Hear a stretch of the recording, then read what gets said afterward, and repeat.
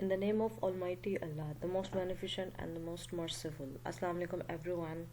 I am here again with lecture number 4 of this subject, that is romantic and Victorian poetry. And today we have to cover a new topic, that is contextual background of the events of mid 1770 to 1830s industrialization and the growth of the political reform movement. So basically, it is concerned with the history of Victorian and Romantic era. So let's start our lecture.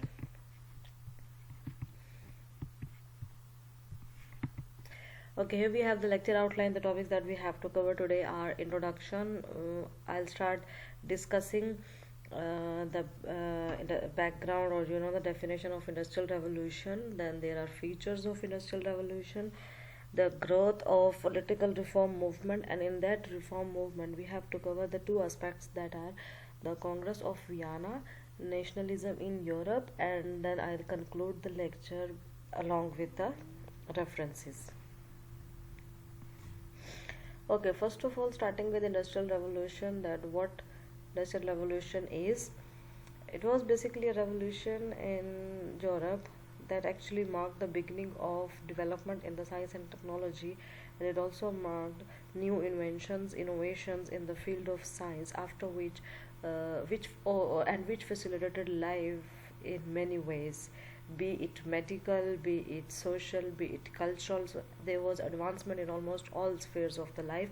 We will also look into detail of those aspects when we study in the features of this industrial revolution. Okay, first I would like to introduce you people to the industrial revolution. We have its definition. Industrial revolution in modern history is the process of change from an agrarian and handicraft economy to one dominated by industry and machine manufacturing. Okay, so it is a process of change from agrarian means it is related to agriculture, people who were stuck to the fields and lands, who were involved in the business of agriculture. At that time, there was handicraft economy. By handicraft we mean that people who used to work with the hands and who used to produce things with the hands, and later on that was also this agrarian and handicraft economy was converted into industry and machine manufacturing. All right, so this shifted from handicraft economy that was based on producing things with the hand. It shifted to the industry in which there were machines who used to work instead of men, and it was dominated. That is why we call it as a industrial society, and industrial society become dominant by the end of the 18th century. This process began in Britain in the 18th century, and from there spread to the other parts of the world. So what happened actually, it began in the Europe, particularly in Britain, and from there onward it moved into other places like other parts of the world. Okay, although this term French Revolution was used earlier by French writers, the term Industrial Revolution was first popularized by the English economic historian, that is Arnold Toynbee. So what happened, although French writers were using this term, but particularly this was popularized by a historian, that is Arnold Toynbee, to describe Britain's economic development from 1760 to 1840. He used this term to define and describe economic development of Britain from 1760 to 1840. Since Toynbee's time, the term has been more broadly applied. So since his time, it has been applied, or it has been used most popularly, that it is economic development or it is industrial revolution. Okay, so here we have the features of industrial revolution. The main features involved in the industrial revolution were technological changes, socio-economic changes, and cultural changes. The changes took place at these levels because of the industry, because of the when industry flourished, such changes took place. Number one, we have technological changes. So what type of technological changes took place are, the technological changes included the following: the use of new basic materials, chiefly iron and steel. So what happened, there was use of raw materials, iron and steel. People started making use of iron and steel, and that was used basically in machines. Iron was used in engines as well as for the in the manufacturing of cars. Steel the same. So and this material was also used in the construction of houses. So there was use of these basic materials. The use of new energy sources, including both fuels and motive power, such as coal, the steam engine, electricity, petroleum, and the internal combustion engine. So, what happened? There was a use of new energy sources, that fuels in the form of oil and gas, and motive power. Motive power means the power which is used in the vehicles, like coal, the steam engine. The steam engine was used in for the locomotion of ships, uh, for in the trains. Similarly, coal was also used. There was electricity and petroleum and the internal combustion engine. So there are two technological changes we have studied so far: the use of new basic materials and the use of new energy sources. Number third, the invention of new machines such as spinning jenny and the power loom that permitted increased production with a smaller expenditure of human energy. So what happened, that there occurred the invention of new machines like spinning jenny. And spinning jenny is a kind of machine which is used to separate the seeds from the cotton. And power loom means the power engines that permitted increased production. So with the expenditure of smaller expenditure of human energy was consumed a great deal in the production, in manufacturing, in working on the lands. But with the invention of machine, that human effort and human energy was reduced because it had been replaced with the machines. Okay, a new organization of work known as the factory system, which entailed increased division of labor and specialization of function. So there was new organization of work, that was factory system. So what happened, the laborers who used to work on agricultural land, they also started working in the factories in cities. So they started migrating from villages to the cities. As a result, the laborers who used to work on the agriculture land, they were uh, shifted to the industry. So they worked as laborer there. So important developments that took place are in transportation and communication, including the steam locomotive. When the steam engine was developed, so that steam engine was used in the vehicles, in buses, in trains, in ships. All right. So automobile means vehicles, airplanes, and telegraph. Yes, in the field of communication, there was development in the telegraph and radio. All right. The increasing application of science to industry was also taking place, that there was application of science in the industry. As a result, industrial products were science oriented and they were based on the research. So these technological changes made possible a tremendously increased use of natural resources and the mass production of manufactured goods. So what happened, such developments, actually the technological changes, they made use of natural resources, and as a result there was mass production of manufactured goods. Next we have socio-economic changes, and socio-economic changes are what type, like changes that took place at social and economic level. So in this I'll discuss the economic changes first. So agriculture improvement that made possible the provision of food for a larger non-agriculture population. So what happened, although people were migrating from villages to the city, but still there was an increase in the production because of the invention of machines. The machines that used to work on the lands, they increased the production. So that is why there was agriculture improvement that made it possible to feed the large non-agricultural population. Okay, number two, we have economic changes. Economic changes that resulted in a wider distribution of wealth. The decline of land as a source of wealth in the face of rising industrial production and increased international trade. So what happened? I also mentioned it earlier that society shifted from agrarian to the industrial. So as a result, the land used for the cultivation of crop was also used for the as installation of industries, for the establishment of factories, and there was rising number of industrial production, and which increased international trade. Such kind of economic changes took place because of the industrial revolution. Okay, political changes reflecting the shift in economic power. So what happened?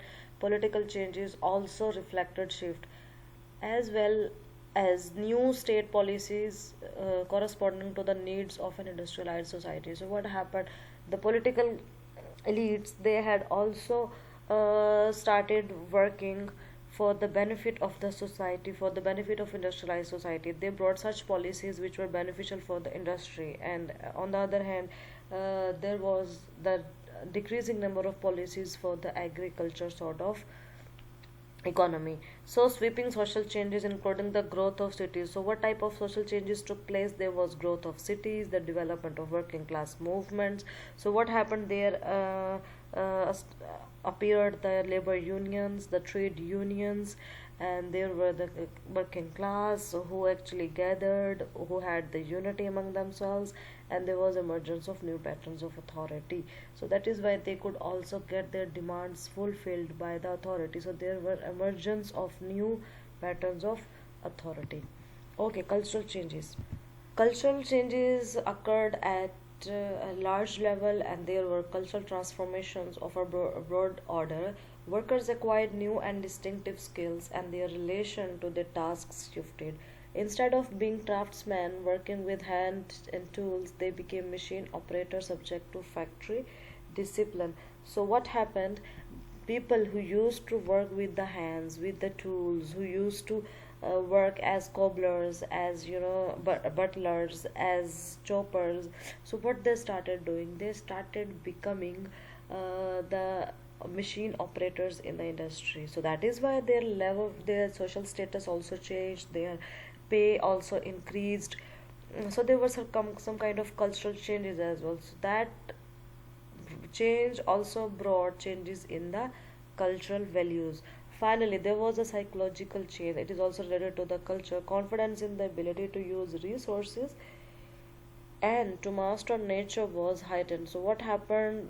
People had this confidence that they had the ability to use resources. They can use natural resources for their own benefit, and they can master nature. It means that they can harness natural things, like they can harness the water, they can harness the coal, that is natural thing again, oil.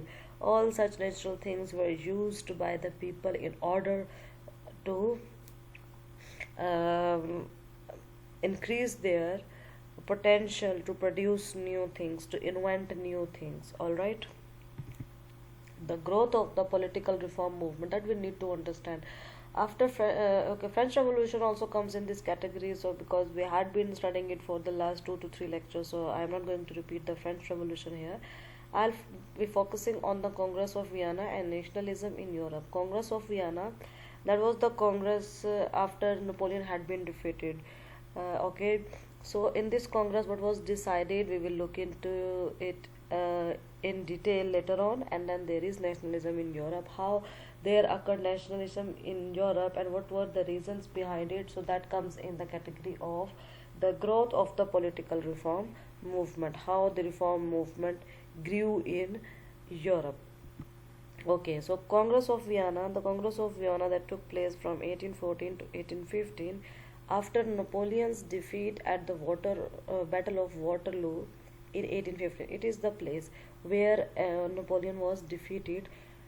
European heads of government were looking to establish long lasting peace and stability on the continent, because there had been the revolution, there had been wars. So the heads of the government, they wanted that a peace in on the continent of Europe. That is why they arranged a congress in which they had to decide few things. Okay, what were the things? Okay, the goal was collective security and stability for all of Europe. So the goal of the congress was to establish security, collective security, and also to maintain stability for all of Europe. A series of meetings known as the Congress of Vienna were called to set up policies to achieve this goal. This went on for 8 months. So, what happened? In order to maintain the collective security, means security of the continent, so they set up policies, Congress of Vienna, and it was in this Congress the politicians they set up certain policies to achieve this goal, to achieve the goal of collective security, and this went on for 8 months. The Congress of Vienna 1814 to 1815, most of the decisions were made among representatives of the five great powers. So what happened? Decisions were made among these great powers. Which powers were they? Russia, Prussia, Austria, Great Britain, and France. Prussia is Germany. By far the most influential representative was the foreign minister of Austria, Clemens von Metternich. He was the first person, he was an influential representative, and Metternich distrusted the democratic ideals of the French Revolution. So he was not in favor of the democratic ideals of French Revolution. Rather, he had three primary goals. He wanted to prevent future French aggression by surrounding France with strong countries. He said that France should not be a strong country because being strong it influence other countries, it exerts its aggression, its resentment. All right, so it should not be a strong country. Rather, um, the strong countries should surround France. Mean there should be strong countries around the France. They wanted to restore a balance of power so that no country would be a threat to others. So what happened? They wanted to restore a balance of power so that no country would be a threat. That every country has the same kind of power, so there would be no threat for one country or the other. Restore Europe's traditional royal families to the throne they held before Napoleon's conquest. As Napoleon had conquered many areas, many countries, so they want that the previous or the kingship system it should prevail and the royal families should be on the throne that used to be there before Napoleon's conquest. That were the 3 points or the three goals of the Congress of Vienna. Okay, Europe after the Congress of Vienna. So what happened after this Congress? The Congress was of Vienna was a victory for conservative. Conservative mean people who wanted to have a status quo, people who wanted to have kingship system again, because their demands were accepted. So the royal families were again back to the throne. So and are largely against radical change as kings and princes resumed power in many countries. Britain and France had constitutional monarchies with limits, while governments in Eastern and Central Europe were more absolute. So, what happened? Britain and France had constitutional monarchies. So, as a result, they had the constitution, but there was monarchy. There was one king who used to rule. Alright, so it was not a complete democratic system. Nationalism in Europe. While the Congress of Vienna largely succeeded in preventing international wars between European countries, it did not prevent conflict from surfacing within European countries. So, what happened? That the Congress of Vienna helped in prevention of wars with the countries of other continents. But what happened? The wars within the countries, like countries of the Europe, like France, Britain, Germany, the wars continued. All right. So as a result, revolutions again erupted across Europe between 1815 to 1848. There was a disagreement and conflict within nations between conservatives who favored the status quo, who wanted the kingship system to prevail, liberals who argued for many changes in moderation, and radicals. So there was conflict between conservatives, liberals, and radicals. Liberals means who wanted changes, and radicals means who favored drastic change to extend rights to all people, who wanted drastic changes. So there was the conflict. As a result, nationalistic movement started in Europe during the 19th century. Nationalist uprising and the Ottoman Empire. Ottoman Empire it started gaining strength. The Ottoman Empire ruled over a diverse population of Turks, the majority Greeks, Slavs, Arab, Bulgarians, and Armenians. Greece, being primarily Orthodox Christian, sought to break away from the Ottoman Turks in 1821. So, Greek actually get separated and broke away from the Ottomans.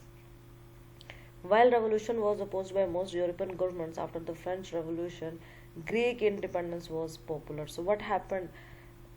Although revolutions were opposed by European governments, but when Greek got independence from the Ottoman Empire, so they thought of getting independence as well.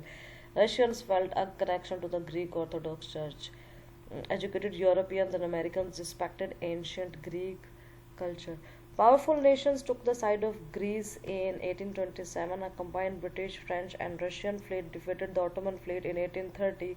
A treaty among the victors was signed granting an independent kingdom of Greece. So, what happened? Powerful nation, they took the side of Greece. So it was the first step in shaking the Ottoman Empire, that the country that has been broken off from the Ottoman Empire. It was supported by other nations. As a result, um, they were defeated. Ottoman fleet was defeated. They started getting independence. Much of this had to do with an increase in nationalism. So what happened? One by one, the country started getting liberation from the Ottoman Empire, other empires, and they started becoming independent. The belief that people's greatest loyalty should not be to a king or an empire, but to a nation of people who share a common culture and history. So, um, people's greatest loyalty should not be to a king, but to the nation, means to the people. The one who is the head, who is the authority, he should be sincere to the people he rule instead of the kings. Okay, in conclusion, I would like to say the Industrial Revolution was a time of great imagination and progress. The inventions that allowed new products to be manufactured created a demand that caused a vicious cycle. Vicious cycle means a cycle, a repeated cycle in which there occur one problem and other problem the next. So problems are related. That propelled some people to prosperity while at the same time held people down in poverty. So at one time this industrial revolution have held people in prosperity, other time they were held in the poverty. On the other hand, the Congress of Vienna and then the nationalistic movement of 1821, like in which the Greece got independence, they marked the wave or the movement of nationalism, after which the state started getting independence and the democratic system flourished. That's all.